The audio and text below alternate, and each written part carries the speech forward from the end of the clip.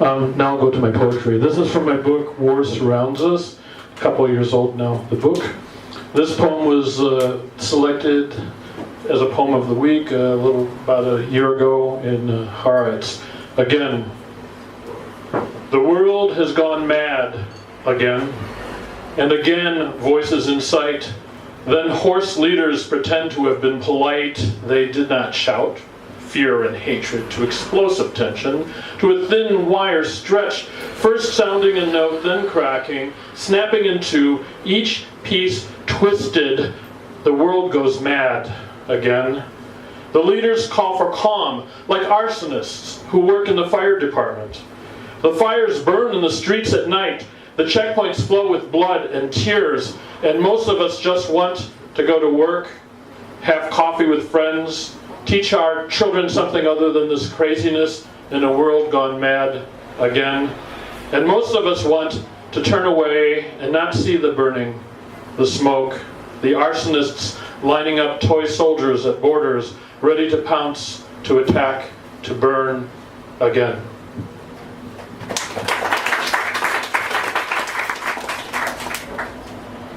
This one is called The Roses.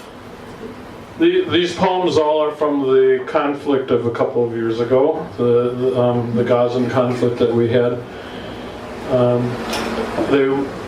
I wrote them at the time and then revised them into the book. The Roses. A humanitarian ceasefire brought quiet for a couple of hours at least, although a few rockets just flew out of Gaza. These things happen, unfortunately. In a few hours, the short ceasefire retires, but what happens next depends on people in separate rooms of a Cairo hotel and mediators running between. Like most days, my son went to preschool. My daughter plays in her daycare. My wife has gone to work.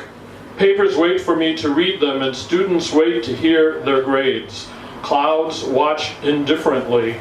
Only my mind seems restless, impatient, listening for the cracks, the siren call, the singing voice that will seduce me with rage until I crash against an ideological cliff.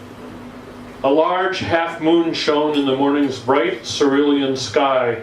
Yellow roses passed their prime along the walk, but the crimson bud, no, perhaps more a claret color, tightly wraps its future, which is ready to burst out and declare a moment's respite, like a 5-hour ceasefire, or like a truce without resolution of all the injustices on both sides, without grief for all the dead on both sides, without a care in the world except to bloom beautifully under a clear sky and a setting moon. Perhaps this is a good thing, I don't know. Who am I to judge a flower? Perhaps I should go to the beach and watch waves to learn about the futility of words and ideas. Maybe it would be better to rest, take a nap, dream. Instead, I write this poem, this fantasy of connecting to you, my enemy, my lover, across the border, and finding a common ground where we might plant our garden together. Will you hear the boom of this poem the next time a jet drops a bomb near you? And your poetry, will I recognize it as it flies towards me and explodes? Will you write it gently so that I might catch it? One more.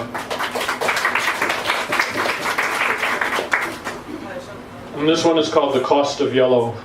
Written actually not too far from here as I pulled up to work in Seminar Harkibutzim that year. The cost of yellow. I know there's a war going on, but yellow flowers cover trees in the parking lot as I pull in. True, missiles shatter lives while destroying buildings, but fallen petals cover the tarmac with a fairy yellow glow. Yes, sirens send us underground while rockets dread flares, and these too crash stupendously, but the sea airwaves a soft, humid blanket spread out by soothing breezes. So easily I forget the price of wind, the cost of yellow. So hard to forget the lone cry of a carrion crow, perched high in the tree, with sharp eyes turned toward the horizon.